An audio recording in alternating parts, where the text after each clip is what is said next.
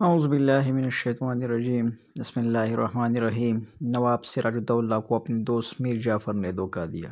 میر جعفر نے عین اس وقت پارٹی بدل دیا جس وقت نواب سراج الدولہ کو میر جعفر کی ضرورت تھی۔ تفصیل پڑھیں۔ مزید واقعات پڑھنے کے لیے مومن کلب کو سبسکرائب کریں۔ شکریہ۔ تو آتے ہیں نواب سراج الدولہ کی سٹوری کی طرف۔ تاریخ کے مطابق بنگال کو اکبر بادشاہ کے دور حکومت میں 1592 میں مغلیہ سلطنت کا حصہ بنایا گیا تھا۔ مغلیہ سلطنت کمزور ہوئی تو کئی صوبے آزاد ہو گئے جن میں بنگال بھی شامل تھا۔ سراج الدولہ 24 برس کی عمر میں اپنے دادا علی وردی خان کے انتقال کے بعد 1756 میں بنگال کی گدی پر بیٹھا۔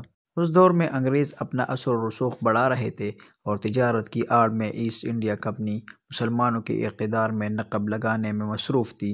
اول تو انگریزوں نے نواب کی منظوری کے بغیر اپنے تجارتی مراکز کے ارد گرد حصار بنا لیے تھے۔ دوم، وہ سراج الدولہ کی مخالفوں کی حمایت کر رہے تھے، اور سوم، انہوں نے تجارتی مراغات سے ناجائز فائدے اٹھانا شروع کر دیے تھے جن کے سبب نواب نے حملہ کر کے کلکتہ پر قبضہ کیا۔ کلائیوں نے حملہ کر کے کلکتہ تو واپس لے لیا اور نواب سراج الدولہ سے معاہدہ بھی کر لیا، لیکن اس کے ساتھ ہی انگریزوں نے سراج الدولہ سے نجات حاصل کرنے کا بھی فیصلہ کر لیا۔ اس قسم کے فیصلوں کو عملی جامہ پہنانے کے لیے انگریز ہمیشہ سازش کا سہارا لیتے تھے اور دشمن کے اہم کارندوں کو رشوت یا اقتدار کا لالچ دے کر خرید لیتے تھے۔ نواب سراج الدولہ کا سب سے بڑا قابل اعتماد میر جعفر تھا، جو اس کی فوج کا کمانڈر ان چیف بھی تھا۔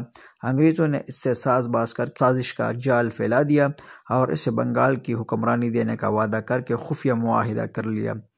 طے شدہ حکمت عملی کے تحت جنگ فلاسی 1757 ہوئی۔ انگریزوں کی فوج 3000 پر مشتمل تھی جبکہ سراج الدولہ کے پاس 50,000 کی فوج تھی۔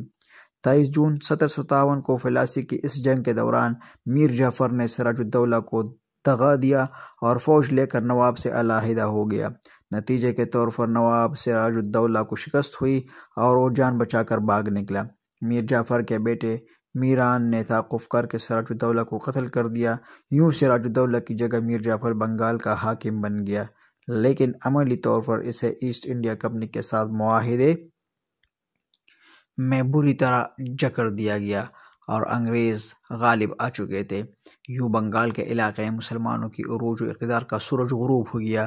اب میر صادق کا تاریخی کردار یہ ہے کہ میر صادق ٹیپو سلطان، جو کہ مسلمانوں کے بہادر بادشاہ کے نام سے جانے جاتے تھے، ان کے مجلس کا صدر اعظم تھا۔ ٹیپو سلطان نہ ہی صرف بہادر، عبادت گزار اور اعلیٰ درجے کا منتظم تھا، بلکہ ہندوستان میں مسلمانوں کے اقتدار کی آخری نشانی اور روشن چراغ سمجھا جاتا تھا، کیونکہ مغل حکمران جنگ بلکسر میں شکست کے بعد انگریزوں کے ہاتھوں میں محض کٹ پتلی بن چکے تھے۔ ٹیپو سلطان کو فرانسیسیوں کی حمایت حاصل تھی اور وہ انگریزوں کی توسیع پسندانہ عزائم کے راستے میں سب سے بڑی رکاوٹ تھا۔ مکمل جنگی تیاریوں اور سازشوں کا جال پھیلانے کے بعد انگریزوں نے جنرل ہیرس کی سربراہی میں میسور پر حملہ کر دیا۔ جنرل ہیرس نے مارچ 1799 میں میسور اور پھر بنگلور پر قبضہ کر لیا۔ اس کی فوج میں 60,000 بیل اور بہت سے ہاتھی تھے۔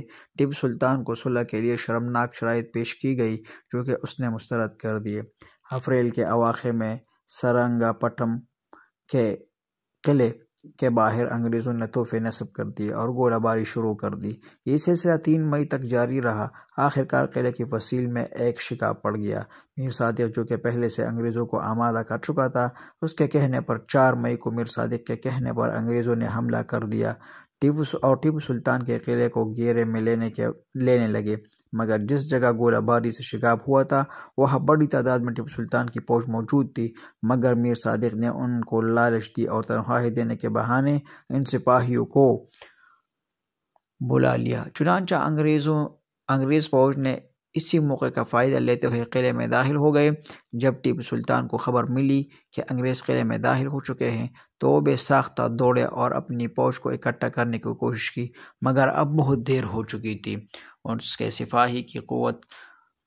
سپاہیوں کی قوت کمزور ہو چکی تھی تو ٹیپو سلطان خود گھوڑے پر سوار ہوئے اور قلعے کے ایک دروازے کی طرف بڑھنے کی کوشش کی، مگر میر صادق نے وہ دروازہ پہلے ہی بند کروایا تھا۔ تاکہ ٹیپو سلطان باہر نہ جا سکے، مگر ٹیپو سلطان کے کچھ سپاہی جو ان سے وفاداری کرتے تھے یہ معاملہ جان کر میر صادق کی غداری قرار دیتے ہوئے اسے وہیں پر قتل کر دیا اور ٹیپو سلطان انگریزوں کے خلاف لڑتے لڑتے شہید ہو گئے۔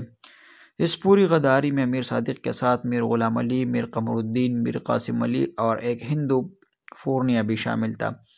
ٹیپو سلطان نے ایک جملہ کہا کہ شیر کی ایک دن کی زندگی گیدڑ کی 1000 سالہ زندگی سے بہتر ہے۔